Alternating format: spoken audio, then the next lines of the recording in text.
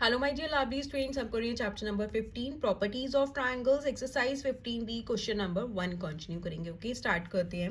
In the figure given alongside find the measure of angle A C D.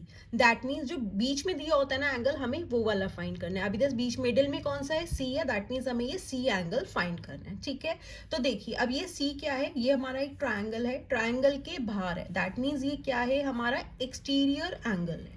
और ये दोनों angles क्या हैं, ट्रायंगल के अंदर हैं, या ये वाला एंगल भी होगा तब भी ट्रायंगल के अंदर है।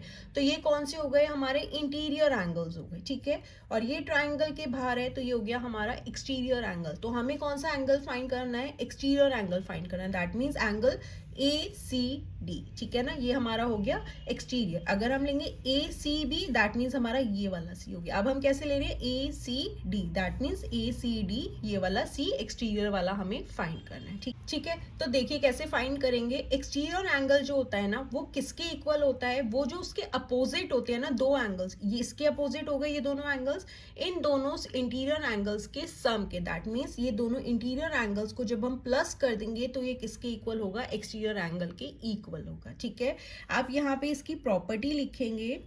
एक्सटीरियर एंगल, ये आपको ध्यान में होनी चाहिए, exterior angle is equals to sum of two interior opposite angles, two interior opposite angles. ठीक है ना, एक्सटीरियर एंगल किसके इक्वल होता है, उसके अपोजिट जो दो इंटीरियर एंगल्स होते हैं उन दोनों के सम के। दैट मीन्स जब हम उन दोनों को ऐड करेंगे तो अब क्या हो जाएगा, एक्सटीरियर एंगल कौन सा है, एंगल सी, किसके इक्वल होगा, angle A plus angle B के। अब आप इसे कैसे लिख सकते हैं, एक्सटीरियर एंगल कैसे लिखेंगे, A angle A C T is equals to, अब हमें क्या लिखना है, ए। तो ए कैसे लिखोगे, angle B A C, angle B A C plus angle A B C. That means जो सेंटर में है वो वाला एंगल। ठीक है, ए सी डी क्या एक्सटीरियर एंगल है जो हमें फाइंड करना है। Angle A C D is equals to angle B A C. A कितना है, 75 degree plus A B C, that means B कितना है, 45 डिग्री। अब आप इसे ऐड कर देंगे, angle A C D is equals to 5 and 5 10, 1 carry, 7 and 4 11 and 1 12, that is 120 degree के इक्वल है ये वाला exterior angle. Okay students, so this was question number 1. Now let's move to question number 2.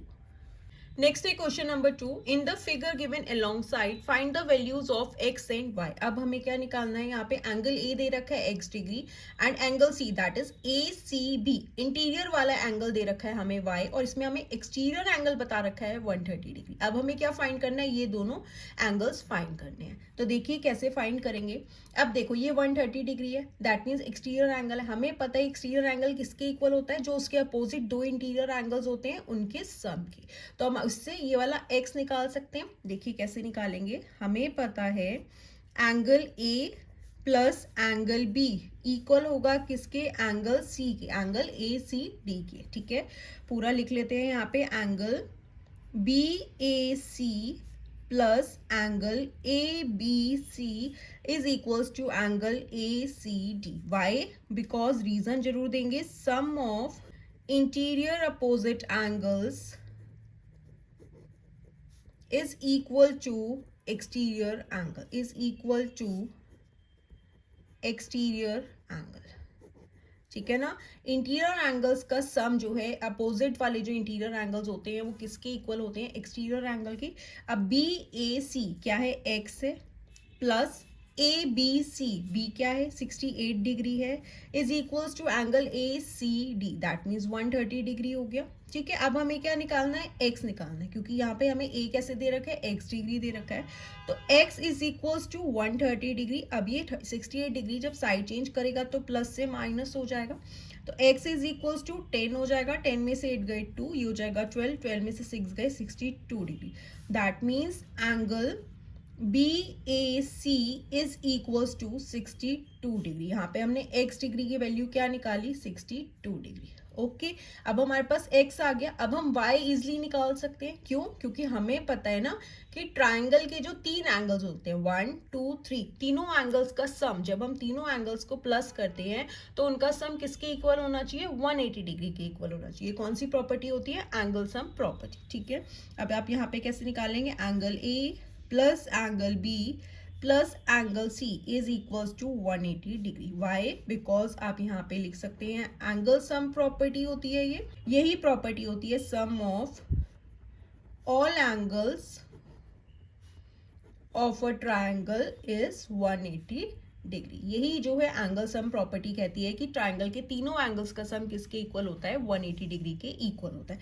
अब angle A that means x degree अभी हमने निकाल लिया 62 degree है, ठीक है। एंगल बी हमें गिवन है 68 डिग्री है। एंगल सी अब हम निकाल लेंगे वाई, यहाँ पे आप वाई भी लिख सकते हैं 180 डिग्री।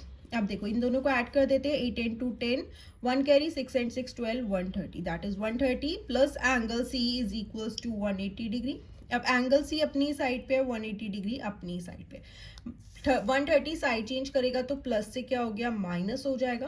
तो एंगल सी कितना हो जाएगा, 0, 8 में से 3 गए क्या हो जाएगा 5, 1 में से 1 गए 0, दैट इज एंगल सी हो गया। दैट मीन्स वाई डिग्री किसके इक्वल है, 50 डिग्री के। अगर आपको क्रॉस चेक करना है तो आप तीनों एंगल्स को जब ऐड करोगे तो 180 डिग्री के इक्वल होने चाहिए। देखो ए हमने अभी निकाला, दैट मीन्स एक्स निकाला 62 है, बी है 68 और अभी हमने सी निकाला 50 डिग्री। 8 and 2 10, 1 कैरी, 6 and 6 12, 113, 13 में 5 ऐड करोगे 18, that is 180 degree. Okay student, so this was question number 2। Now let's move to question number 3। And आप इससे पहले की एक्सरसाइजेस के सॉल्यूशंस चैनल की प्लेलिस्ट में जाकर देख सकते हैं। एंड एनसीईआरटी मैथ्स क्लास 7 के भी सारे चैप्टर्स के सॉल्यूशंस अपलोड कर दिए गए हैं। Thank you, bye bye, take care.